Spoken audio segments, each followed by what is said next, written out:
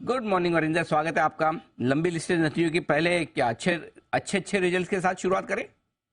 बिल्कुल सर। क्या earning season आ रहा है इस बार? बाकी एक ही सेक्टर में आपको एक नॉर्थ दिख रहा है, एक साउथ दिख रहा है। बाकी हाँ। एक तरफ आपको इन्फोसिस दिख रहा है, एक तरफ आपको केपीआईटी दिख रहा है या मैस्टेक दिख रहा है, एक तरफ लॉरस दिख रहा है, एक तरफ आपको ग्लेनमार्क लाइफ साइंसेज दिख रहा है। तो एक ही सेगमेंट में आपको किस तरीके से डिफ्रेंसिएशन करनी है, I think it's very very important और बहुत जरूरी रहेगा आगे जाके भी। सो क्लियरली सर, आगे आज का स्टॉक अगर देखा जाए तो ग्लेनमार्क लाइफ साइंसेज है, क्लियरली स्टॉक प्राइस भी बता रहा है एंड परफॉर्मेंस भी दिखा रहा है। बाकी एक स्टॉक था जिसको कोई दिखता नहीं था। इसमें नंबर के साथ सर, अगर आप honestly, I don't know how many people know this, बस अगर डिविडेंड यील्ड की बात भी की जाए सर, तो जो लास्ट डिविडेंड दिया था 7-8% डिविडेंड यील्ड भी आता है स्टॉक पे। आप नंबर्स देख लीजिए, कहीं से भी आपको नंबर्स तोड़फोड़ दिखेंगे। ग्रॉस प्रॉफिट मार्जिन 55% है सर, एबिटा मार्जिन 33% है। काफी तारीफ नंबर्स है। बट इंपॉर्टेंट क्या है, अगर सेगमेंट देखी जाए तो सेगमेंट में सर जेनेरिक एपीआई का रेवेन्यू 10% क्वार्टर क्वार्टर ऊपर गया, 15% वाई ऑन वाई ऊपर गया है। सीडीएमओ जहां पे एक्चुअली हिट किया लॉरस को, तो वहां पे अगर देखा जाए तो इसका 100% ग्रोथ हुआ है क्वार्टर क्वार्टर, और 34% वाई एन वाई ग्रोथ हुआ है इस कंपनी का। और जो नॉन जीपीएल रेवेन्यू है वो ठीक है, जैसे 62% ऑफ द टॉप लाइन है, वो ठीक है, वो थोड़ा सा कम हो रहा है उसका, जो ग्लेनमार्क से आता है, so which is also good thing. So clearly honestly again the stock is very cheap sir, 12-13 time पे ट्रेड करता है, कोई महंगा स्टॉक नहीं है। वैल्यूएशन फेवर में है, नंबर्स अच्छे आ रहे हैं। और Glenmark at least Glenn Saldanha ji, he is talking the walk जो उन्होंने बोला था कंपनी के लिए। और आपको पता है कि हम इसमें डील भी पक्का है कि हम ये ग्लेनमार्क जो है इस कंपनी को बेच ही देंगे कहीं ना कहीं किसी और को। So all in all very solid set of numbers, one stand out numbers आज ग्लेनमार्क है। अच्छे result sir, but reasonable valuation. दो स्टॉक्स है, स्वराज इंजन्स और Usha Martin. Swaraj clearly consistent player sir, 15 time पे ट्रेड करता है, महंगा स्टॉक नहीं है। हर क्वार्टर आप देखेंगे धीरे धीरे धीरे धीरे ग्रो होता रहता है। सो दिस इज अ कंपनी जहां पे आपको 20% 25% ग्रोथ आता ही रहेगा। सेल्स आप देखिए 30% ऊपर है क्वार्टर क्वार्टर, वाइन वही तो 50% ऊपर है। ग्रॉस प्रॉफिट मार्जिन 20% है, एबिटा मार्जिन सस्टेन है 13-13.5%। शांति वाला स्टॉक है जिस तरीके से है।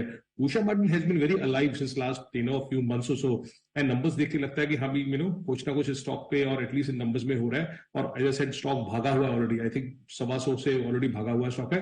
बट नंबर्स अच्छे आए थे सर इसके। 47% ग्रॉस मार्जिन है, सेल्स 11% ऊपर है, ग्रॉस प्रॉफिट जो है 24% ऊपर है, एबिटा 44% ऊपर है। इसका जो वायर एंड वायर रोप्स का जो धंधा है सर, उसमें जरूरी है देखना कि जो अगर आप रेवेन्यू देखोगे तो 2% ऊपर है quarter quarter, Y and Y 11% ऊपर है। बट इंपॉर्टेंट इसकी एबिट मार्जिन भी अभी 18% है, जो 15% होता था लास्ट क्वार्टर में, और वाई एंड वाई 14% होता था। तो ये तीन स्टॉक्स हैं सर जो बहुत अच्छे, मुझे अच्छे लगे। और बहुत अच्छा तो एक ही बोला आपको, ग्लेनमार्क लाइफ साइंसेज। ओके, ये है आपके लिए अच्छे नतीजों का पूरा एक्शन। अब आइए कमजोर रिजल्ट, थोड़े खराब वाले भी समझ लें, क्योंकि जब आप कह रहे हो कि एक ही सेक्टर की एक कंपनी बहुत अच्छी, एक बहुत खराब, तो बताएं खराब किस किस के हैं। टेक्नोलॉजी ही खराब आ रहा है सर। बट अगेन इशू क्या है कि हमें जो खराब आ रहे हैं वो पिटे हुए हैं। जैसे मैंने आपको बोला था कि पहले दिन की यार ग्लोबल में फोकस करना चाहिए। ग्लोबल्स में क्या है, ग्लोबल कंपनीज में क्या है कि ऑलरेडी पिटे हुए स्टॉक्स हैं। तो जहां पे थोड़ा सा सरप्राइज आता है वहां पे आपको ग्लेनमार्क जैसा कंपनी मिल जाता है, या आपको केपीआईटी या मैस्टेक या साइंट जैसा कंपनी मिल जाता है। जहां पे कुछ नहीं होता तो स्टॉक ज्यादा गिरेगा नहीं, क्योंकि ऑलरेडी सस्ते स्टॉक्स है। तो जैसे टेक महिंद्रा, क्योंकि tech Mahindra I don't know कितने क्वार्टर से आप और मैं जब सीएनबीसी में भी थे तब से सुन रहे कि 15% मार्जिन करेगा, 15% मार्जिन करेगा, 15% मार्जिन करेगा। बट अब आज तक वो 11-11.5% तक अटका हुआ है। तो नंबर कमजोर है। FY24 भी कमजोर रहेगा। मैनेजमेंट का कमेंट्री भी कोई बहुत खास नहीं है कि आगे जाके बहुत खास रहेगा। बट सस्ता स्टॉक है सर, मतलब आपको ये स्टॉक 12-13 टाइम पे मिलता है, सस्ता स्टॉक है, कहां से और ज्यादा गिरेगा, ये किस तरीके से गिरेगा। मतलब टाइम करेक्शन हो सकती है इन स्टॉक्स में rather than price correction. Lawrence again, मगर नंबर्स खराब थे, किसी भी तरीके से आपको नंबर्स अच्छे दिखे नहीं। But again as I said, the stock is already down by 50-60% from the highs, तो आपको उस तरीके से लगेगा। मैनेजमेंट हमेशा बोलता है कि आगे जाके हमारा जो एबिटा मार्जिन है वो 20% 21% से कम नहीं होगा। बट इसमें जैसे मैंने आपको बोला, अगर आप देखोगे तो इसका जो सीडीएमओ बिजनेस है जहां पे हिट आया, सोचा था 600 करोड़ का सेल्स आएगा, उसके सामने 230 करोड़ का आया। जैसे मैंने बोला कि आपको ग्लेनमार्क लाइफ साइंसेज में उल्टा दिखा, जिस तरीके से लॉरेंस ने किया था। एम्फोसिस सर, रेवेन्यू डिक्लाइन हुआ, I think second consecutive quarter है। मैं बार बार बोल रहा हूं सर कि टेक्नोलॉजी में आपको सिर्फ कंपनी का नाम नहीं देखना, आपको देखना है कि कौन से सेक्टर को सर्विस कर रही है। जो पेन है वो पेन बीएफएसआई सेगमेंट, जो बैंकिंग एंड फाइनेंशियल सर्विसेज है उनमें, टेलीकॉम उनमें ज्यादा पेन हो रहा है, जहां पे ये टेक महिंद्रा हुआ, एम्फोसिस हुआ, जहां पे वो ज्यादा काम करते हैं। साइंट का फोकस और है, मैस्टेक का फोकस और है, केपीआईटी का फोकस और है। आप सोचिए सर, इसी सेगमेंट में, एक टेक्नोलॉजी सेगमेंट में एक कंपनी केपीआईटी बोलती है कि मैं 30 से 40% ग्रोथ करूंगी, और यहाँ पे कुछ कंपनीज बोल रही है कि आगे जाके हम डी ग्रोथ करेंगे। तो कितना फर्क है, and it all depends on उनके क्लाइंट्स कौन है, एंड क्लाइंट्स कौन है। तो एम्फोसिस हुआ सर, लॉरस हुआ, ये सब खराबी थे। और दो स्टॉक, एक स्टॉक है मोतीलाल ओसवाल सर, मतलब आई थिंक उन्होंने कुछ इस पर M2M लॉस लिए है अपने इन्वेस्टमेंट्स पे, उसके कारण आपको पैड बहुत खराब दिख रहा है। But to be honest this stock has never performed, I don't know मेनू कितना टाइम हो गया, इनके नंबर कहीं से नहीं आए हैं, कोई भी सेगमेंट देख लीजिए उठा के। और सबसे जरूरी है कि अगर मैं प्रॉफिट भी ना देखूं, आई ओनली सी कि हाँ भी टॉप लाइन किस तरीके से ग्रो की है, तो capital market segment almost flat है, quarter quarter Y single digit growth है, तो कहीं से भी एनकरेजिंग नंबर्स नहीं है। और एक स्टॉक से जहां पे मेरे ख्याल में बहुत लोग गर्म है, वो Kirloskar pneumatic. I think a lot of, क्योंकि मैनेजमेंट ने बहुत मीटिंग्स किया, इधर उधर बहुत किया, बट नंबर्स उस तरीके से नहीं आए सर इस बार। सेल्स 10% नीचे था, एबिटा 40% नीचे था, एबिटा मार्जिन जो 20% था कमजोर होकर 13% रह गया। So this is another weak numbers which came in from Kirloskar pneumatic. हो गई या कुछ उम्मीद के मुताबिक भी नंबर्स हैं इनलाइन? इन लाइन में एक्सिस बैंक दोनों के साथ बहुत सारे वन ऑफ्स है, वन ऑफ्स निकालोगे तो मैनेजमेंट का कमेंट्री भी अच्छा है, तो उसके बारे में आप बातचीत कर चुके हो। एसीसी के नंबर्स है, बट ऑनेस्टली अंबुजा के नंबर ज्यादा जरूरी होंगे, जो मेरे ख्याल में ट्यूसडे को आएंगे, वो नंबर ज्यादा जरूरी है। एटलीस्ट ये दिख रहा है कि इसमें एबिटा पर टन का ग्रोथ हो रहा है, क्वार्टर क्वार्टर ये कंट्रोल कर रहे हैं cost, which is a good thing जो एसीसी का हुआ। विप्रो रिजल्ट्स मेरे ख्याल में मायने रखते नहीं है ज्यादा, बिकॉज बायबैक है, तो buyback is already supporting the price. Buyback इतना बड़ा कर दिया है कि लोगों को बायबैक पे ज्यादा इंटरेस्ट है, रेदर देन कि हाँ भी रिजल्ट्स किस तरीके से आए हैं, तो विप्रो में वो है।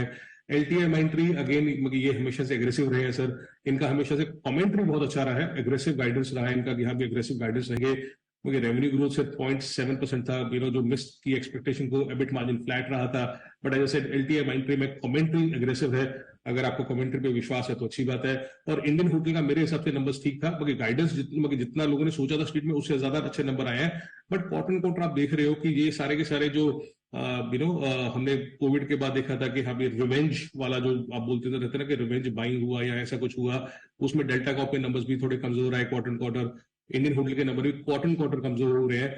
बट हाँ, average revenue room rate sir quarter quarter ऊपर गया, 7-8% रूम्स महंगे होंगे, एवरेज रूम्स महंगे होंगे, तो Indian hotel almost in line था। अच्छा वरिंदर, एक सवाल है मासूम सा, ये दीप का। ये टी शर्ट पे इधर वीरू लिखा हुआ है इधर आप? ये कहना सर, जब भी आपको कोई ये शैतानी वाला क्वेश्चन पूछना होता है ना, आप किसी और के नहीं, ये वीरू लिखा हुआ है इधर टी शर्ट पे आपके राइट हैंड साइड में। हाँ सर, वीरू लिखा हुआ तो है। दीप पूछ रहा है, उनके भी ऐसे टी शर्ट पे दीप लिखवाना, तो कैसे ऐसे कैसे लिखवा सकते हैं मतलब? दीपू लिखवाना है सर इसको। मतलब क्या उसके लिए, मतलब दीप को ओमकारा ज्वाइन करना पड़ेगा या ओमकारा ही दीप को टी शर्ट भेज देगा, क्या मतलब क्या प्रोसेस क्या है इसका? का लोगो लगा के साथ। हाँ, अभी लग रहा है पीछे एक तरफ लोगो एक तरफ है ना। हाँ अच्छा, वो ब्रांडिंग बढ़िया। हाँ, एक्चुअली है ना, वरिंदर को वीरू नहीं लिखवाना चाहिए, काके लिखवाना चाहिए। हाँ, नाम तो प्यार से काके वाला है ना। चलिए, वो न्यूज रूम का सरनेम है, न्यूज रूम का। चलिए वरिंदर, बहुत बहुत धन्यवाद आपका, बेहतरीन विश्लेषण आपने दिया हमारे दर्शकों को। और सोमवार तो नहीं, अब मंगलवार को आपसे फिर मुलाकात होगी, तब तक ढेर सारे रिजल्ट्स और भी होंगे डिस्कस करने के लिए। Thank you so much.